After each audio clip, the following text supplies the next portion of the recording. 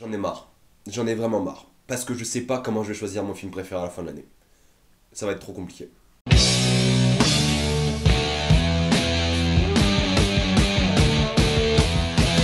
Ça ou It. Ça est enfin sorti, adaptation de Stephen King, pseudo-remake du film téléfilm de l'époque avec Tim Curry, qui était littéralement la seule bonne chose dans le film, c'était Tim Curry. Et en tant que personne qui aime pas du tout les films d'horreur, genre les films d'horreur fantastiques à la Annabelle, Conjuring, c'est vraiment pas mon délire. Genre, je trouve pas que c'est des mauvais films, mais c'est juste pas pour moi.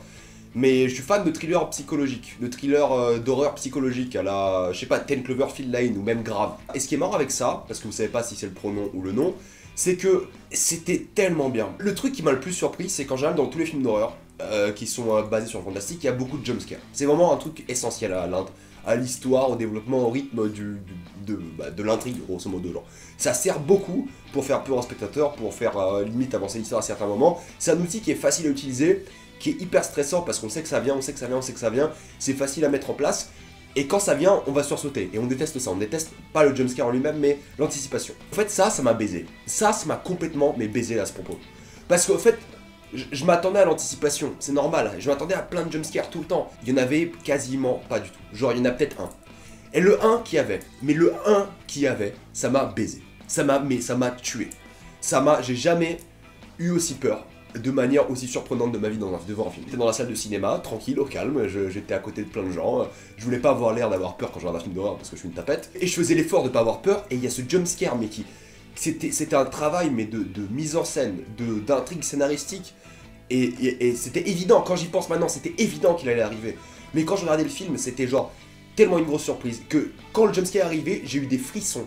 Genre, j'ai pas bougé, j'ai été tétanisé d'un coup, j'ai rien pu dire, tout le monde dans la salle était en mode grosse inspiration, parce que c'était pas un truc qui faisait peur, c'était un truc qui tétanisait les gens, c'est un truc qui t'arrêtait net dans ta respiration. Alors on était tous comme ça, on s'est tous regardés, on a fait ah ouais, c'était pas bien. Et c'est un très bon exemple parce que le film joue beaucoup sur ça. Il joue beaucoup sur vos attentes de films d'horreur et de films de drama en général. Vous avez ces attentes de films d'horreur sur le jumpscare par exemple, mais aussi sur les personnages, sur les villes, surtout dans un roman de Stephen King, il y a beaucoup d'histoires de villes, de villages, mais aussi sur le méchant, vous avez beaucoup de, je sais pas, de préjugés cinématographiques, mais qui sont complètement annihilés avec ce film. De A à Z, et c'est ça qui est génial. Juste pour ça, ça mérite le coup.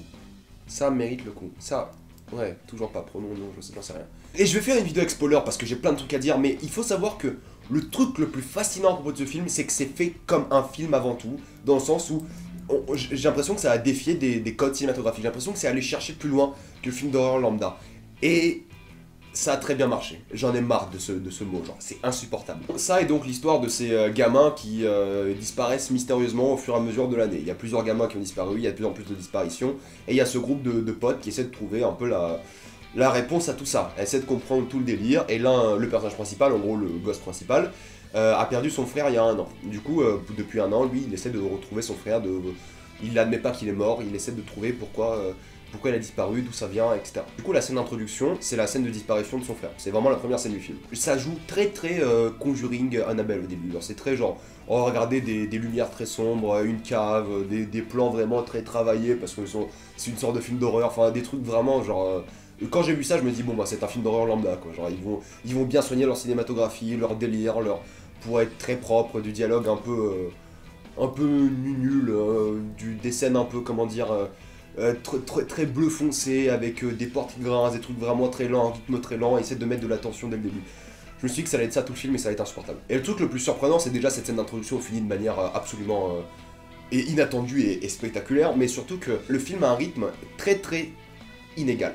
Dans le sens où, et c'est une bonne chose, hein, dans le sens où des fois on aura de gros moments où il se passera rien, et pour qu'ils nous permettent de nous attacher aux personnages, de les comprendre, de passer un bon moment au final, parce qu'il y a des moments où on est vraiment touché par leurs histoires, ce qui se passe, et il y a des moments où ça s'arrête pas. Et c'est dingue parce que c'est la même manière que le clown agit, Pennywise agit dans le film joue avec ça, dans le sens où c'est pas toi qui décide quand Pennywise va attaquer. C'est pas toi qui décides le moment où t'es le plus vulnérable, le moment où t'as peur, le moment où tu vas te faire surprendre. Non, et c'est ça avec le film aussi. C'est qu'au final, il y a ce rythme qui est vraiment, mais hyper spécial. Parce qu'on a vraiment ces longues scènes où il se passe rien, et des scènes où ça enchaîne, et c'est hyper surprenant. Et des fois, j'ai envie de penser que c'est plein de scènes où il se passe rien, plein de scènes où il se passe des trucs, plein de scènes où il se passe rien, plein de scènes avec le clown. Mais même pas, c'est tellement coupé, tellement inégal. En fait, ce qui est inégal, c'est vraiment l'apparition de Pennywise. Et ça le rend hyper flippant. Ça le rend hyper flippant parce qu'on sait jamais quand il va arriver, on sait jamais pourquoi il arrive à ces moments-là. On l'apprend au fur et à mesure du film, bien évidemment, mais au début on est perturbé, et c'est un truc qui est déstabilisant, mais de dingue. Et ça qui est génial, c'est qu'ils ont utilisé leur format de film pour faire peur, quoi. Ils ont utilisé le mythos de Pennywise, l'idée de comment il agit dans un film, ils ont adapté ça au rythme et à l'intrigue du film, et ça marche, mais nickel. C'est une vraie menace, non pas parce qu'il fait peur dans le film, parce que bon, en vrai, c'est un gars en maquillage, il fait pas très peur dans la vraie vie. Moi, je le vois dans la vraie vie, je m'en fous. Mais je le vois comme ça, les différentes apparitions dans le film, la manière dont il apparaît, la fréquence à laquelle il apparaît, c'est inattendu, c'est toujours différent, et c'est ça qui fait peur. J'ai quand même un petit problème avec les enfants dans le film, genre, je trouve pas que c'est les meilleurs acteurs. Je trouve que le personnage principal, Bill, je crois, est pas très bon. Est vraiment pas très bon, je le sentais pas vraiment très impliqué à certains moments. Il y a certaines scènes où il joue vraiment bien, certaines émotions bien précises, j'en parlerai en spoiler, mais sinon je l'ai pas senti très impliqué. Et tous les gosses, je les ai pas sentis très impliqués. Il y a un moment dans le film où ils étaient censés mais tous se chier dessus, et j'étais dans le mode, ils ont pas l'air d'avoir peur. Moi à leur place, je serais par terre en PLS en train de me noyer dans ma merde et dans ma pisse. Eux ils étaient en mode, oh bah en fait ça va. Alors qu'ils étaient censés avoir peur, le film nous dit qu'ils sont censés avoir peur, on l'a pas vu en fait. C'est pas l'impression que j'ai eu durant le film, j'ai pas l'impression qu'ils ont eu peur ou quoi que ce soit. Pareil, la photographie est géniale, et ce qui est marrant c'est que c'est un film qui fait peur de une, mais c'est pas l'horreur gore ou quoi que ce soit, c'est l'horreur de suspense, l'horreur d'anticipation, j'ai envie de dire. Et ça fait peur, c'est sûr. Mais surtout, ce qui est terrifiant, c'est grosso modo la manière dont est construit le film, et surtout la manière dont on est étonnamment très vite attaché au personnage. Dès le début, on se dit, je veux qu'il survive, je veux qu'il survive, lui je veux qu'il meure parce que c'est un enculé, je veux qu'il survive, etc., etc. On a vraiment dès le début un gros attachement pour les personnages, même si les acteurs n'aident pas vraiment le fait qu'on s'attache aux personnages parce qu'ils sont pas très bons, sauf bien sûr Pennywise, Bill Skarsgård, un truc comme ça, une grosse famille d'acteurs. Tout le plus dingue, c'est que j'ai jamais vu un film d'horreur, enfin pas souvent en tout cas, comme ça j'en ai aucun en tête, en mémoire ou quoi que ce soit, qui a du cœur en fait. J'ai jamais vu un film d'horreur qui a tellement de cœur au final, qui a vraiment tellement d'âme.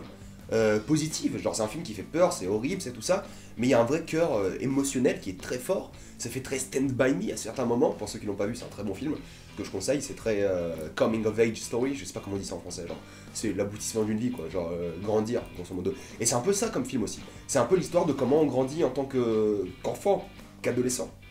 C'est ça qui est dingue. Ça joue beaucoup sur l'iconographie, enfin je vais en parler dans les spoilers, il y a plein de trucs à dire, mais il faut savoir que Pennywise, It, ça est un film qui est hyper intelligent, qui joue avec les codes du film d'horreur. J'en ai pas vu des masses des films d'horreur, je vous l'avoue, mais du peu que j'en ai vu en tant que spectateur lambda de films d'horreur, ça joue beaucoup avec ses codes, ça joue beaucoup avec les attentes. Et j'ai adoré voir un film à gros budget, une sorte de blockbuster d'horreur. Et c'était juste hyper créatif, c'était hyper bien foutu, la mise en scène était hyper originale, il y a des plans, je peux pas les spoiler parce que je peux même pas les expliquer parce que c'est tellement inattendu, l'élément de surprise est dingue dans ce film. Et il y a rien à dire, c'est un excellent film. Je sais même pas comment je vais faire en fin d'année quoi. Il y a tellement de films que j'adorais cette année, et là, It est genre, c'est un gros coup de cœur. C'est inattendu, je m'y attendais pas du tout, c'est pas mon genre de film. Et j'y pense. Et plus j'y pense, plus je me dis, ça c'est du génie, ça c'est hyper malin. Ce jumpscare, mais il m'a traumatisé à vie. Vraiment, ce jumpscare, c'est pas le fait qu'il faisait peur ou quoi, c'est vraiment, je me dis, c'est l'anticipation qui était horrible, parce qu'il n'y avait pas d'anticipation. Et ça jouait, l'anticipation c'était sur plusieurs scènes, bref, je vais en parler en spoiler, il n'y a rien à dire, It, ça est absolument génial ici. Avez-vous vu It ou ça, ou je sais pas, Pennywise, on va l'appeler peut-être comme vous voulez. Si oui, mettez-moi ça dans les commentaires, avez-vous adoré, avez-vous détesté, tout ça dans les commentaires, suivez-moi sur Facebook, sur Twitter, moi je vous dis à la prochaine fois, et salut à tous.